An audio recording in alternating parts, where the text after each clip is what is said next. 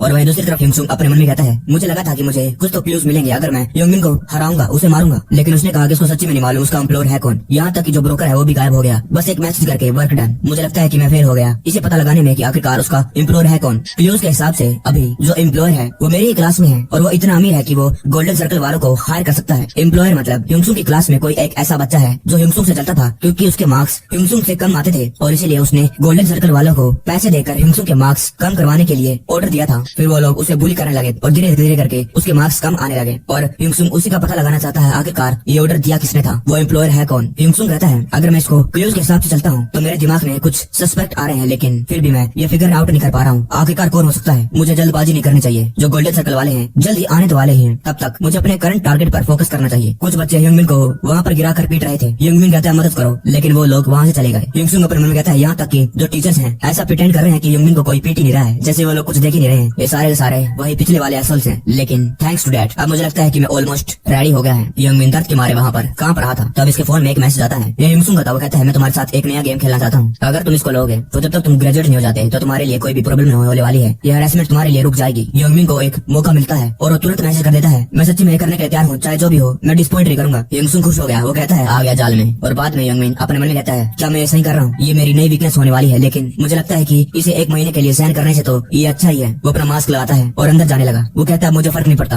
अंदर जो काम कर रहा था वो कहता है वेलकम, तुम्हें क्या चाहिए। वो उस बंदे के पास आता है, उसके सर को पकड़कर टेबल पर मार देता है। वो कहता है ये क्या है, एक चोरी रोबरी, लेकिन युंगमिन उसको दोबारा से एक और मुक्का मार देता है। वो उसका कॉलर पकड़कर जब उसकी तरफ देखता है वो समझ जाता है ये युंगमिन है। और बाद में कोई कहता है क्या तुम्हें पक्का यकीन है। वो कहता है हाँ वो शिन युंगमिन है और उसने तुम्हारे साथ भी ये करा, ऐसा हो ही नहीं सकता है कि मैं इसको पहचान नहीं सकता, मुझे पक्का यकीन है। जहाँ तक मुझे मालूम है किम युंगसुंग ने उसकी हाथ की हड्डी तोड़ दी और मुझे पक्का यकीन है वो हुडी वाला बंदा उसने अपने राइट आर्म पर वो प्लास्टर लगा रखा था। तभी दूसरा कहता है लेकिन क्यों, उसने हम पर हमला क्यों करा, चलो इसके बारे में रिपोर्ट करते हैं। वो कहता है क्या तुम्हारे पास कोई डेथ विश है, तुम्हें मालूम है कि वो बहुत रेकलेस है, अगर हम उसको ट्रिगर करेंगे तो उसके बाद हमें हमारी हाथ या फिर टांग से चुकाना पड़ सकता है। दूसरा कहता है तुम सही कह रहे हो। फिर वो कहता है एनीवे बस ऐसे सोचो कि हम अनलकी हैं और इसके बारे में भूल जाते हैं। वो लोग कहते हैं ठीक है। तभी वहाँ पर कोई आ गया। वो कहता है ये अच्छी बात है कि तुम सभी लोग यहाँ पर हो एक साथ, स्लेव्स। वो कहते हैं तुम यहाँ पर क्या कर रहे हो। युंगमिन कहता है तुम इसे छुपा क्यों रहे हो, तुम्हें मालूम है वो कल मैं था। वो कहते हैं तो तुमने कल क्यों करा, ऐसा क्यों करा। युंगमिन कहता है मैं खुद भी ये नहीं करना चाहता हूँ, लेकिन तुम्हें मालूम होगा किम युंगसुंग उसे मेरी वीकनेस मालूम है। बस एक महीने के लिए अगर मैं तुम लोगों को दिखाऊंगा आखिरकार नर्क कैसा होता है वो मुझे माफ कर देगा। और क्या तुम लोगों को मालूम है इसका क्या मतलब। फिर वो उन पर हमला कर देता है। वो कहता है मुझे माफ कर देना लेकिन मुझे तुम लोगों को नर्क के दर्शन करवाने होंगे। वो उन लोगों को जोर जोर से मारने लगा। ये सब कुछ तुम लोगों की गलती है सालों। तब एक बंदा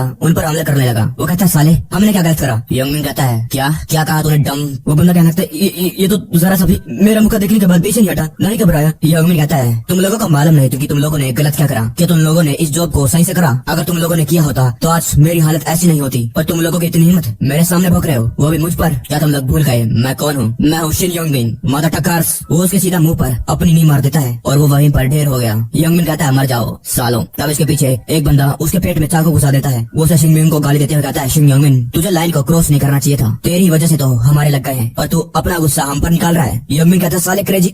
युंगमिन अपने मन में कहता है अभी मुझे समझ में आ गया कि आखिरकार किम युंगसुंग क्या करवाना चाहता था। वो था दोनों तरफ का डिस्ट्रक्शन। हम दोनों के पहले लग चुके थे और उसने हमें ये चूज करने पर मजबूर करा कि किस साइड पर ज्यादा लगने वाले हैं। अगले दिन कोई कहता है क्या शिन युंगमिन को किसने चाकू मार दिया। वो कहता है हाँ मैं सही कह रहा हूँ, मेरे दोस्त के अंकल एक पुलिस वाले हैं और पार्क मिंचुल वो सस्पेक्ट है, उसने मारा है और सभी को जेल ले जाया गया है। जुनाइल डिटेंशन क्या इसका मतलब उन लोगों का एक क्रिमिनल रिकॉर्ड होने वाला है। दूसरा कहता है क्या तू पागल है, जुनाइल डिटेंशन क्रिमिनल एक्ट काउंट नहीं करता है, लेकिन क्या तुम लोगों को मालूम है कि उन लोगों ने ऐसा हंगामा क्यों करा। दूसरा कहता है मुझे कैसे मालूम होगा, वो लोग पागल हैं, क्या पता कैसे सोचते हैं, मेरे अंकल ने कहा कि कुछ तो अजीब था। दूसरा बच्चा कहता है क्या मतलब। वो कहता है उन लोगों ने अपनी गलती मानी, उन लोगों ने क्राइम करा है वो कह रहे थे और वो कहते हैं कि उन्हें जल्द से जल्द जुनाइल डिटेंशन ले जाया जाए। उन्होंने कहा कि वो स्टेशन से बाहर जाना चाहते हैं। छत पर युंगसुंग किसी के साथ बात कर रहा था। वो बंदा कहता है जैसा कि तुमने कहा था जंग मिनो की फैमिली, उन लोगों को ये पता चल गया था आखिरकार कि कोई भी होप नहीं है और इसलिए वो अपनी सारी प्रॉपर्टीज को बेचकर गांव छोड़कर चले गए। उन लोगों ने पूरी तरीके से डेसन को छोड़ दिया और ग्योंगी में जाकर बस गए और जंग मिनो स्कूल एडमिशन के लिए प्रिपेयर कर रहा है। युंगसुंग कहता है ऑफ कोर्स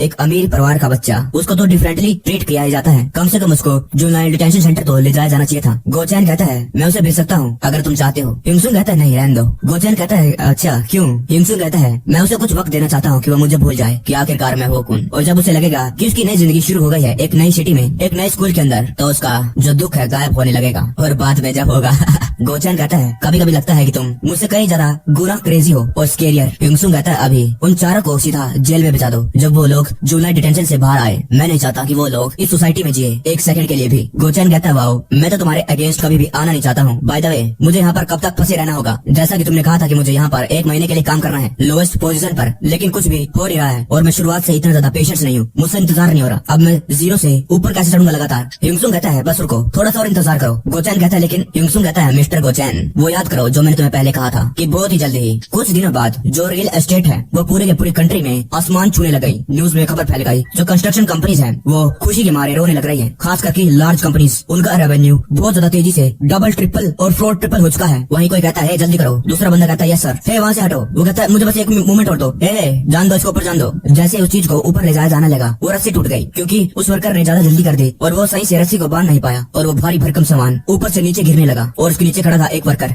वो लोग चिल्लाने लगे मिस्टर ओ तुम्हारे ऊपर हटो। जब वो ऊपर देखता है तो बहुत ज्यादा देर हो चुकी थी और उसके ऊपर वो सारा का सारा सामान नीचे गिर गया। वर्कर कहने लगते अब हम क्या करें? दूसरा कहता है तो तुम्हारे क्या मतलब, एम्बुलेंस को बुलाओ पहले, जल्दी करो। तभी पीछे कहता है नहीं सभी के सभी लोग अपने फोन को यहाँ पर लेकर आओ, 1 मिनट को मैं अभी क्या अभी सुपीरियर को फोन लगाता हूँ। दूसरा कहता है सर कम से कम हमें एम्बुलेंस को तो फोन कर लेना चाहिए। वो कहता है साले चुप हो जा, अगर इस एक्सीडेंट की वजह से कंस्ट्रक्शन डिले हो गई तो जो नुकसान होने वाला है उसकी भरपाई तू करेगा क्या? तो जो नुकसान होगा उसको भर सकता है। जो वर्कर जिसको उस दिन चोट पहुंची वो हॉस्पिटल 2 घंटे बाद ले जाया गया, जबकि जो सबसे पास वाला हॉस्पिटल बस 10 मिनट दूरी था और उसको उस हॉस्पिटल में ले जाया गया जो इस कंपनी से 1 घंटे दूर है। और उनके घर वालों को फोन करने के बाद उसका सन उसे फेस करना पड़ा कंपनी का कोल्ड हार्टेड ट्रीटमेंट। और उन लोगों ने कहा कि वो लोग इस एक्सीडेंट को कवर नहीं कर सकते हैं। उस कंपनी के कुछ बंदे आते हैं, वो कहते हैं मिस्टर ओ आप उनके बेटे हैं, ये एक्सीडेंट आपके फादर की केयरलेसनेस की वजह से हुआ है और इसकी वजह से हमें भी नुकसान हुआ है और उस डैमेज के बदले हम आपसे कुछ पैसे नहीं मांग रहे हैं। वही बंदा अपने डैड के सामने बैठा हुआ था। वहीं टीवी पर खबर चल रही थी कंस्ट्रक्शन कंपनी के स्टॉक हाई स्पीड से ऊपर जा रहे हैं और एक्सपर्ट्स कह रहे हैं कि ये जल्द ही रुकने नहीं वाले हैं। वो कहता है डैड, और उस दिन को ओ जुनयुक एक जवान लड़का जो अपने अर्ली 20s में था उस दिन को भूल नहीं पाया, वो उसे कभी भी भूल नहीं सकता था। सीन कट होता है, कोई कहता है जल्दी करो, ये सारे सामान को जल्दी धीरे धीरे करके ऊपर ले जाओ। वही गोचैन अपने मन में कहता है मैं सोना चाहता हूँ, कितनी नींद आ रही है, मुझे एक ड्रिंक चाहिए, मैं गर्ल्स के साथ खेलना चाहता हूँ। मुझे कब तक करना होगा? नहीं, मुझे किम युंगसुंग पर ट्रस्ट करना होगा। वो जवान है लेकिन फिर भी उसके पास एक प्लान है और ये देखने के बाद कि कैसे उसके स्कूल के सारे पुलिस किम युंगसुंग ने प्लान करके जैसा उसने करा था वैसे ही पनिश करे हैं। और गोचैन ने ये फिगर आउट कर लिया था कि जल्द ही जो गोसुक है फ्यूचर में एक दिन उसके सामने घुटनों पर होगा और उससे माफी मांग रहा होगा। हाँ, मुझे उसका पूरा ट्रस्ट है, मुझे उसके ऊपर ट्रस्ट करना होगा। अभी मुझे दोबारा काम करने के लिए जाना है। 1 मिनट, ये क्या है? ये फ्लोर कैसे टूट गया? गोचैन आवाज सुनता है और वहाँ तक भागने लगता है। गोचैन कहता है क्या हो गया? ओ माय गॉड, ये क्या है? यहाँ पर क्या हुआ? वर्कर कहने लगते हैं मुझे लगता है कि ये एक पोरिंग एक्सीडेंट है। गोचैन कहता है पोरिंग क्या मतलब? इसे बाद में समझाना। क्या उसके नीचे कोई है? वर्कर कहता है हाँ उसके नीचे, लेकिन हमें पक्का यकीन नहीं कितने हैं, शायद 5 से 6 होंगे। गोचैन कहता है क्या? वर्कर कहता है चिंता मत करो, हम जल्द ही सुपीरियर को कांटेक्ट करेंगे और इस साइड का कंट्रोल ले लेंगे, हम इस बात को अंदर ही रखेंगे। गोचैन उस बंदे को पकड़कर उठाने लगा। वो कहता है साले तुझे क्या लगा क्या है? क्या वो इतनी इंपॉर्टेंट बात है? वर्कर कहता है सर। गोचैन अपने मन में कहता है बच्चे तुमने आखिरकार कहाँ तक प्रिडिक्ट कर था? ये ह्यूंगसुंग ने ऐसा कैसे कर दिया? वो उसकी बात याद करने लगा जो ह्यूंगसुंग ने उसको कही थी कि तुम्हें अपने दिमाग में एक बात हमेशा याद रखनी है जब भी तुम वहाँ पर काम करोगे। अगर साइट पर कोई भी एक्सीडेंट होता है तो म्यूजियम कंस्ट्रक्शन कंपनी के एल्डेस्ट सन का इस्तेमाल करो, उसके नाम का जितना तुम चाहो, जितना तुम कर सकते हो, समझे? लॉस के बारे में भूल जाओ, उसके बारे में मत सोचो, उसके बारे में सोचो आखिरकार सबसे ज्यादा बेस्ट चीज क्या है उन वर्कर्स के लिए जिनको चोट लगी है। गोचैन कहता है तुरंत एम्बुलेंस को फोन करो, रेस्क्यू टीम को बताओ। एक वर्कर कहता है सर हम ऐसा नहीं कर सकते, ये एक एक्सीडेंट है और ये सारी की सारी बात पब्लिक को एक्सपोज हो जाएगी और ये सब कुछ पता चल जाएगा कि हमारी गलती है, सब कुछ ब्लेम हम पर आ जाएगा। गोचैन कहता है तुझे क्या लगता है कि ये कोई बड़ी प्रॉब्लम है? वो वर्कर कहने लगता है ये पैसों की बात नहीं है, अगर कंस्ट्रक्शन डिले हो गई तो इसका नुकसान झेलना पड़ेगा, वो कौन झेलेगा? गोचैन उस बंदे को छोड़ता हुआ कहता है एम्बुलेंस को फोन लगाओ। वर्कर कहता है लेकिन गोचैन अपने मन में कहता है इसकी रिस्पॉन्सिबिलिटी मैं लूंगा ना कि तू। गोचैन कहता है तुझे क्या लगता है कि लोगों की जिंदगी के साथ खेलना कोई मजाक है? जल्दी करो और रेस्क्यू टीम को बुलाओ जो स्टेशन के अंदर है, जितने भी यहाँ पर लोग हैं उन सभी की रिस्पॉन्सिबिलिटी मैं लूंगा बाद में। गोचैन कहता है मेरा मतलब वो लोग कब आने वाले हैं? दूसरा बंदा कहता है उन्होंने कहा कि वो जल्दी आने वाले हैं जैसे उनको रिपोर्ट मिली। गोचैन कहता है क्या हम अपने टूल्स का इस्तेमाल नहीं कर सकते रास्ते को खाली करने के लिए? थोड़ा बहुत हम मदद कर सकते हैं। दूसरा कहता है नहीं ये बहुत डेंजरस है, उन्होंने हमें ये वार्न करा है कि चाहे जो हो जाए हमें कुछ भी नहीं करना है जब तक एक्सपर्ट वहाँ पर नहीं आते हैं, एक बार वहाँ पर आकर देख नहीं लेते। गोचैन कहता है क्या? तो वो लोग जल्दी क्यों नहीं आते हैं? उनको फोन करते रहो जब तक वो यहाँ पर नहीं आ जाते। वही पीछे से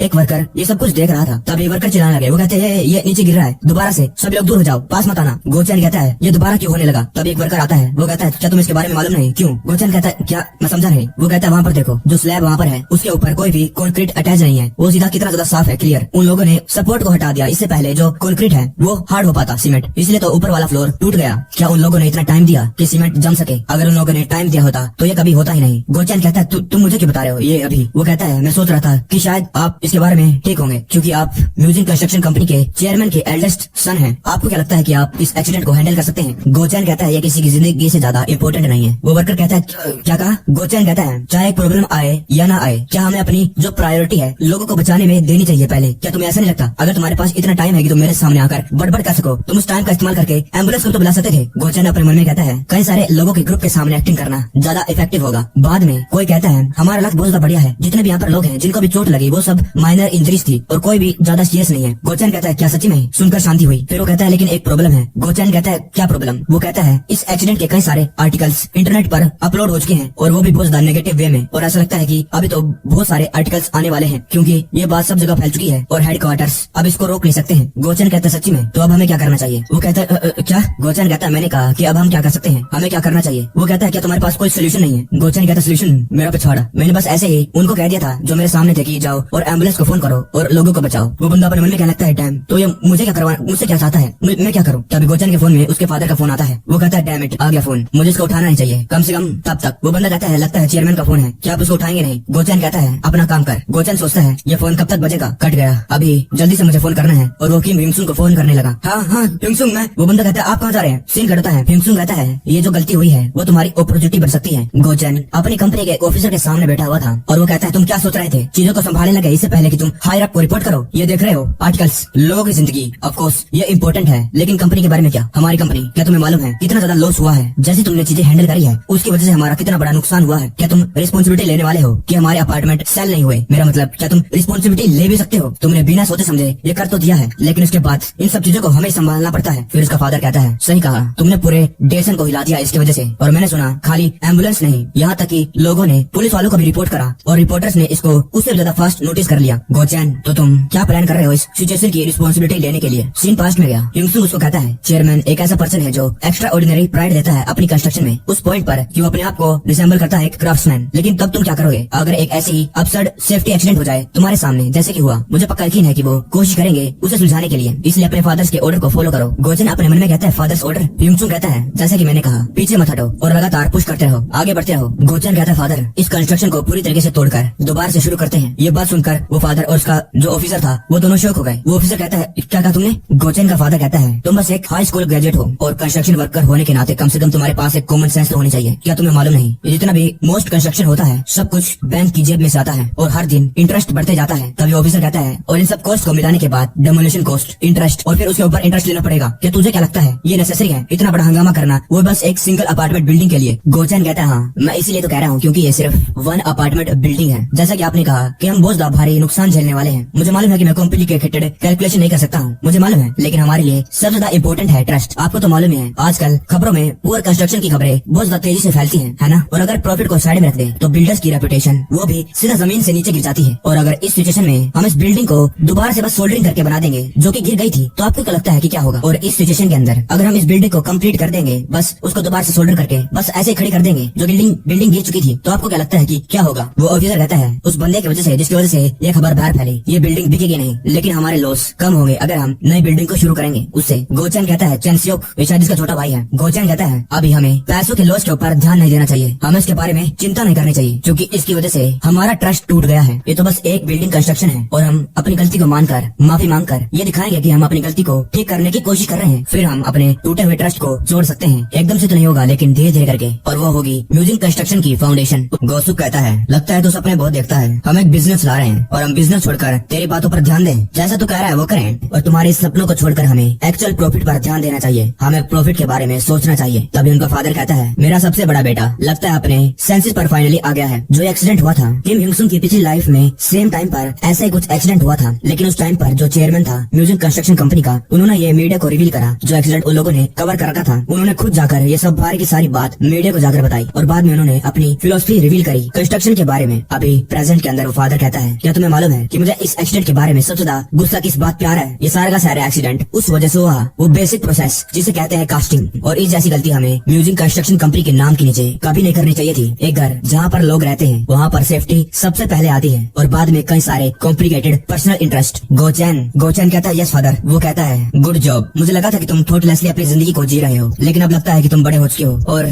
तुम्हारे अंदर मेरे ही खूबियां दिखने लग गई हैं। म्यूजिक कंस्ट्रक्शन एक कंपनी है, लेकिन एक फैमिली बिजनेस भी, जो अपने कस्टमर के घर को आगे रखते हैं। वो हमारी टॉप प्रायोरिटी होती है, इसलिए इस अच्छे काम को जारी रखते रहो और फिर तुम मेरे बाद मेरी लेगेसी को कंटिन्यू कर पाओगे, जो